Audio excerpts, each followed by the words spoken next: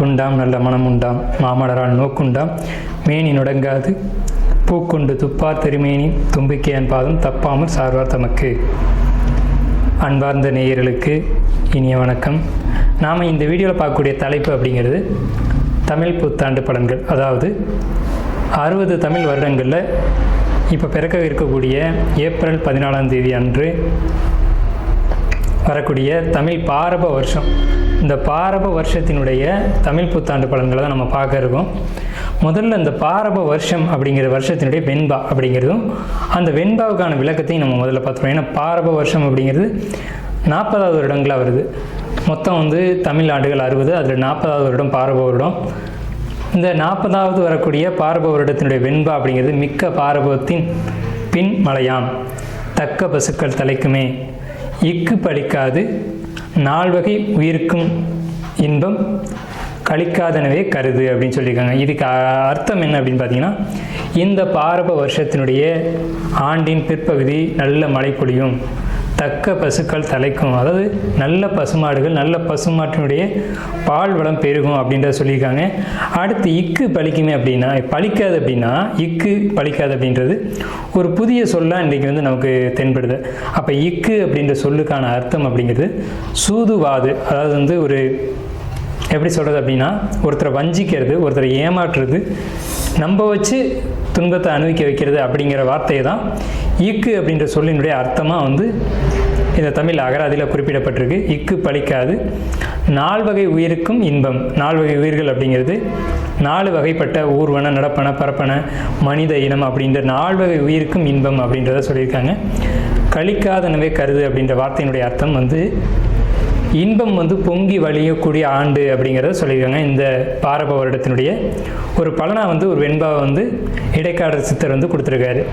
இப்போ இந்த பாரப வருடம் அப்படிங்கிறது நல்ல பலன்களை கொடுக்குமா அப்படின்னு கேட்டிங்கன்னா, பொது பலன்களை நம்ம எடுத்துக்கும் போது முதல்ல மக்கள் அதிகமாக வண்டி வாகனங்கள் வாங்கக்கூடிய அமைப்பு, வீடு இல்லாதவர்கள் வீடு கட்டக்கூடிய ஒரு அமைப்பு, புதிய வாகனம், வீடு, சொந்த வீடு அப்படிங்கிறது கனவாக இருந்தது போக, இப்போ சொந்த வீடுகள் ஏதேனும் ஒரு வகையில் ஒரு கடன் வாங்கியோ அல்லது ஏதேனும் ஒரு வகையில் ஒரு பிரச்சனைக்குரியதாக இருந்த ஒரு விஷயம் இப்போ அவங்களுக்கு சொந்த வீட்டில் குடியேறக்கூடிய ஒரு அமைப்பு, தொழில்துறையில் மந்தமாக இருந்தது, ஒரு தொழிலில் கஷ்டப்பட்டது, ஒரு பிரச்சனைக்கான ஒரு தொழிலில் போய் மாட்டிக்கிட்டது, ஒரு ஜாப்பில் போய் மாட்டிக்கிட்டு வெளியில் வர முடியாமல் தடுமானது, பணத்தை வாங்கி யாரோ சாப்பிட்டுட்டு போகிறதுக்கு நம்ம பதில் சொல்லிக்கிட்டு இருந்தது, இப்படியாப்பட்ட சூழ்நிலைகள்லேருந்து வெளியில் வரக்கூடிய ஒரு நிலைகள் அப்படிங்கிறது இந்த பாரப வருடத்தில் பொதுமக்களுக்கான பலனாக இருக்குது. மழை பற்றி குறிப்பிட்டு சொல்லப்படும் போது அதிகமான மழைக்கான ஆண்டாக இந்த பாரப வருடம் இருக்குது.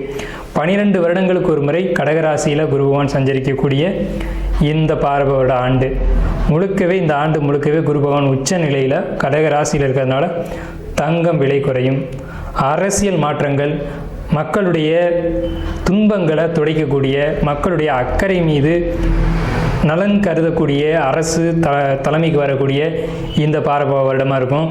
மக்களுக்கு துன்பங்களை கொடுக்கக்கூடிய அரசியல் கட்சிகள் ஆளுமைக்கு வராது. அடுத்து பார்த்திங்கன்னா பயிர் சேதம் அப்படிங்கிறது கொஞ்சம் கொஞ்சம் இருக்க தான் செய்யும். மக்கள் பொறுத்த வரைக்கும் நோய்கள் பாதிப்பு அப்படிங்கிறது இல்லவே இல்லை அப்படின்னு சொல்ல முடியாது. கண், வெப்பம், அதே மாதிரி அம்மை போன்ற நோய்கள் இதெல்லாம் கொஞ்சம் கொஞ்சம் இருக்க தான் செய்யும். பயிர்களை பொறுத்த வரைக்கும் நீர் நிரம்பி வழிகிறதுனால ஏற்படக்கூடிய பயிர் சேதம் அப்படிங்கிறது கொஞ்சம் கொஞ்சம் நிச்சயமாக இருக்கும். ஸோ அப்போ என்ன பண்ணலாம் அப்படின்னா, பயிர் எப்படி பயிர் மேலாண்மை அப்படிங்கிறதுக்கு இந்த காலகட்டத்தில் மக்கள் கவனம் அதிகமாக எடுத்துக்கணும். நல்ல விளைச்சல்கள் உண்டாகும். பணப்பயிர்கள் நிறைய விளையும். பணப்பயிர்கள்னு சொல்ல முடியும்போது நெல், கரும்பு, வாழை அப்படின்னு சொல்லக்கூடிய 3 பயிர்களும் மிகுந்த விளைச்சல்கள் உண்டாகி நல்ல ஒரு விளைச்சல் உருவாகும். இந்த ஆண்டில், அதாவது கடந்த ஆண்டில் பொருளாதார தட்டுப்பாடுகள் மிகுதியாக இருந்தது. பணத்தை பார்க்குறதே ஒரு அரிதான ஒரு விஷயமா இருந்த காலகட்டத்தில் இந்த சமயத்தில் பணம், பொருளாதாரம் அப்படிங்கிறது தேவைக்கு மிகுதியாக இவங்களுக்கு உங்கள் கையில் பணப்புழக்கம் அப்படிங்கிறதெல்லாம் மக்கள்கிட்ட இருக்கும். அப்போ மக்கள்கிட்ட பணப்புழக்கம் இருக்கும்போது சந்தோஷமான நிகழ்வுகள், சந்தோஷமான காலகட்டம் அப்படிங்கிறது இருக்கும். தங்களுடைய தேவைகளை பூர்த்தி செய்யக்கூடிய காலகட்டமாக இருக்கும். ஸோ இந்த பாரப வருடத்தை பொறுத்த வரைக்கும் எல்லா விதமான நன்மைகளும், குறிப்பாக பேங்கிங் செக்டரில் கூடியவங்க, வங்கியை சார்ந்த துறைகளில் இருக்கக்கூடியவங்களுக்கு நல்ல ஒரு ஆண்டாகவே இருக்க போகுது. அதே மாதிரி தங்க நகைகள் சேர்க்கக்கூடிய அமைப்பு, முடிஞ்ச வரைக்கும் தங்க நகைகளை சேர்த்துக்கோங்க. இந்த ஆண்டு தான் தங்கத்தினுடைய விலை அப்படிங்கிறது ஒரு சரியான ஒரு நிலையில் இருக்கும். ஸோ மக்களுக்கு வாழ்த்துக்களும் வணக்கங்களையும் கூறி நம்ம ராசி பலனுக்குள்ளே போகலாம். மிதுன ராசி அன்பர்களுக்கு இந்த பாரப வருடம் என்ன மாதிரி பலன்களை தர இருக்குது அப்படின்னு நம்ம பார்க்கும்போது, பாரப வருஷத்தை பொறுத்த வரைக்கும் அக்டோபருக்கு பிறகு ரொம்ப நல்ல பலன்களை கொடுக்க இருக்குது. குறிப்பாக வந்து வேலை, தொழில் இது சார்ந்த வகையில் முன்னேற்றம் நிச்சயமாக உண்டு. வேலையில் ப்ரொமோஷன் உண்டு. திருமணம் ஆகாதவங்களுக்கு மேரேஜ் நடக்கும். அதே மாதிரி குழந்தை பாக்கியம் நிச்சயமாக கிடைக்கும். மிதுன ராசிக்கு 2ஆம் இடத்துல குரு உச்சம் அடைகிறது அப்படிங்கிறதுனால ராசிக்கு 6, 8, ராசிக்கு 10ஆம் இடமான தொழில் ஸ்தானத்தை பார்க்கறதுனால பொருளாதார வளர்ச்சி அப்படிங்கிறது மிகப்பெரிய அளவில் இருக்கும். அதே சமயத்தில் உங்களுக்கு திருமணம் அப்படிங்கிற ஒரு நிலை வந்து ஒரு கொஞ்சம் எனக்கு பிடிக்கல, எனக்கு வைக்கல அப்படின்ற மாதிரியான ஒரு கருத்து வேறுபாடுகளும் நிலவை தான் செய்யும். அது ஒரு வரனுக்கு 2 வரன் பார்க்கும்போது தான் திருமணம் முடியணும் அப்படின்ற ஒரு அமைப்பு வரும். உங்களுக்கு வந்து என்ன பரிகாரம் அப்படின்னு பார்த்தீங்க அப்படின்னா, திருமணத்துக்காக இருக்கட்டும், பொருளாதாரத்துக்காக இருக்கட்டும், எந்த ஒரு விஷயத்துக்கும் நீங்கள் பரிகாரம் அப்படின்னு எடுக்கும்போது குச்சனூர் சனீஸ்வர பகவானுடைய வழிபாடு அப்படிங்கிறது ரொம்ப முக்கியம். அதே மாதிரி வந்து புதன்கிழமையில் பெருமாள் வழிபாடு எடுத்துக்கிறதும் ரொம்ப முக்கியம். அதே மாதிரி உணவில் நீங்கள் எடுத்துக்கொள்ள வேண்டிய உணவுகள் அப்படிங்கிறது நீர் காய்கறிகள்னு சொல்லக்கூடிய அனைத்து உணவுகள் நீங்கள் எடுத்துக்கலாம். வெள்ளரிக்காய், அதே மாதிரி நீர் காய்கறிகள், ஒரு உதாரணத்துக்கு வெள்ளரிக்காய் எடுத்துக்கலாம். சாஃப்டான உணவுகள், ரொம்ப செரிக்கிறதுக்கு கஷ்டமில்லாத உணவுகள், குறிப்பாக பூசணிக்காய் நீங்கள் வந்து சாப்பிட வேண்டிய உணவு. மஞ்சள் பூசணி வந்து உணவில் நீங்கள் கண்டிப்பாக சேர்த்துக்கணும். அது வந்து இந்த பார்வை இடத்துல உங்களுக்கு யோகத்தை அதை அதிகப்படுத்தி கொடுக்கும். அதே மாதிரி வந்து இந்த ஜப்சா உணவுகள் அப்படின்னு சொல்லக்கூடிய ஜப்சா விதைகள், துளசி அதிகமாக நீங்கள் எடுத்துக்கலாம்.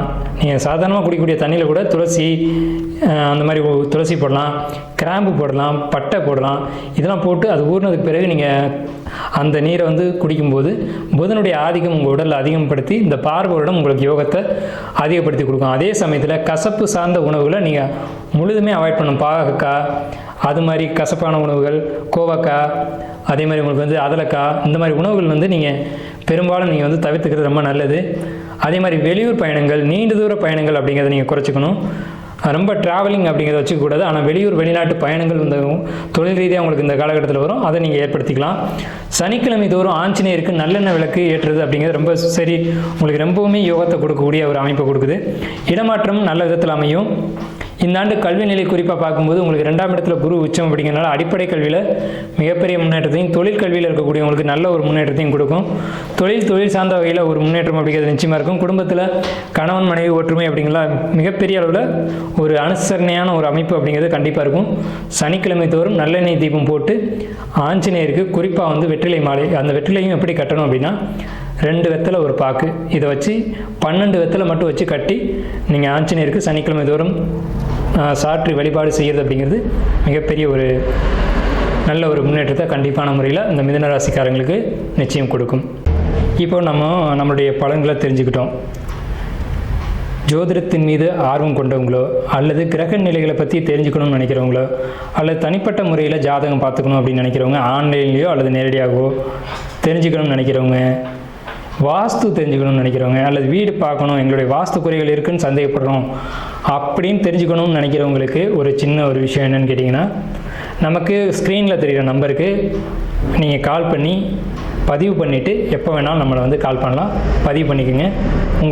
உங்களுக்கான சர்வீஸ் பண்ணி கொடுக்கறதுக்கு நம்ம காத்துட்ருக்கோம். நன்றி, வணக்கம், வாழ்த்துக்களும்.